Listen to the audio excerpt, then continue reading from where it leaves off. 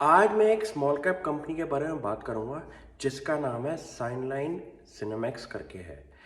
इस कंपनी का जो कोर कॉम्पिटेंस एरिया है वो इनकी है प्रोडक्ट प्राइसिंग। कंपनी के ऑल ओवर इंडिया के अंदर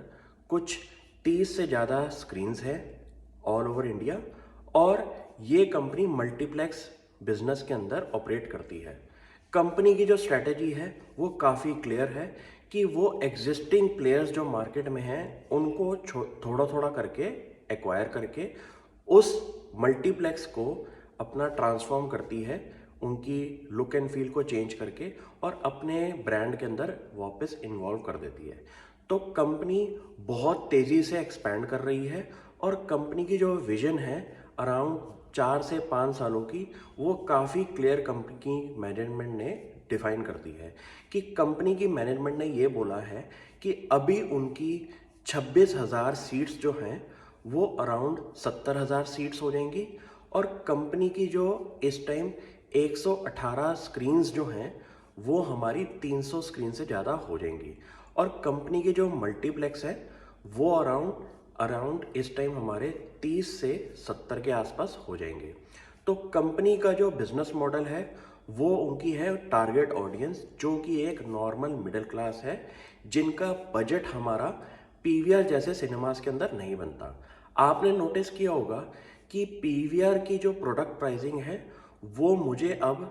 नॉर्मल मिडिल क्लास से ऊपर की लगने लगी है, कि वहाँ पे एक तो टिकट प्राइसिंग भी ज़्यादा बढ़ चुकी है, प्लस जितने भी फूड एंड बेवरेजेस हैं उनके भी रेट्स काफ़ी ज़्यादा हैं। तो इस टारगेट ऑडियंस को अगर हम एक छोटी मिडिल क्लास फैमिली से कंपेयर करें तो ये सिनेमैक्स की हमारी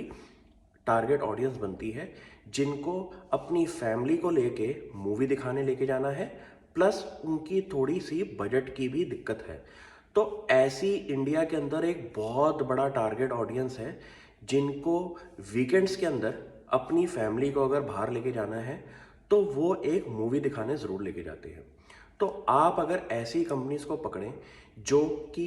टीयर 2 टीयर 3 सिटीज़ में अपना सिग्निफिकेंट कैप्चर कर रही हैं मार्केट शेयर, तो उन पे आप एक नज़र बनाएं, और कंपनी की मैनेजमेंट पे आप नोटिस करें कि हर 3 से 6 महीने के अंदर कंपनी ने जो ऑपरेशनल स्ट्रैटेजी अपनी बताई है उस पे कंपनी क्या काम कर रही है। तो ये बहुत ज़रूरी है कि जो मैनेजमेंट बोले उसका आपको डायरेक्ट इम्पैक्ट 3 से 6 महीने के अंदर भी ट्रैक करने को ज़रूरी बनता है, कि कंपनी ने लेट सपोज अपनी स्क्रीन्स को एक्सपैंड करने की बात करी है तो उन स्क्रीन्स की एक्सपेंशन जो है वो हर 3 से 6 महीने में आप नोटिस करेंगे कि कितनी बढ़ रही है। क्योंकि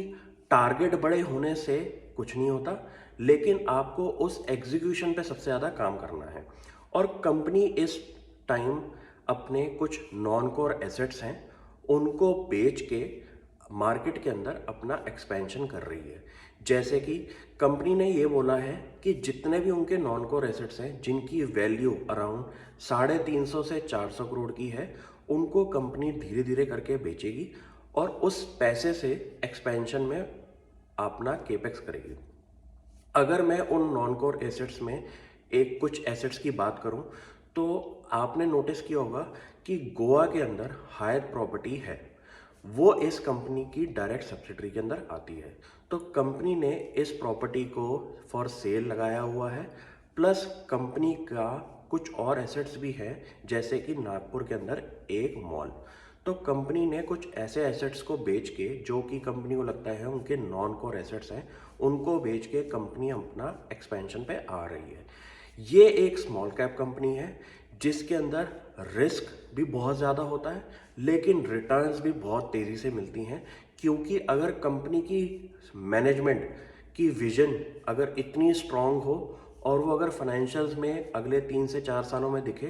तो शेयर प्राइस काफ़ी ज़्यादा पॉजिटिव रहता है इन कंपनीज का। और कंपनी के अगर एबिटा मार्जिन की बात करूं तो अराउंड कंपनी का मार्जिन 15% से ऊपर का है। तो मुझे लगता है कि ऐसी कंपनीज पे भी आप फोकस करें जिनकी मैनेजमेंट स्ट्रेटेजी जो है वो काफ़ी ज़्यादा एग्रेसिव हो, और कंपनी के पास नॉन कोर एसेट्स भी हैं उनको बेचने के लिए, ताकि अपना केपेक्स भी वो कर सके इन विजन पे अपना काम करने के लिए। Thank you.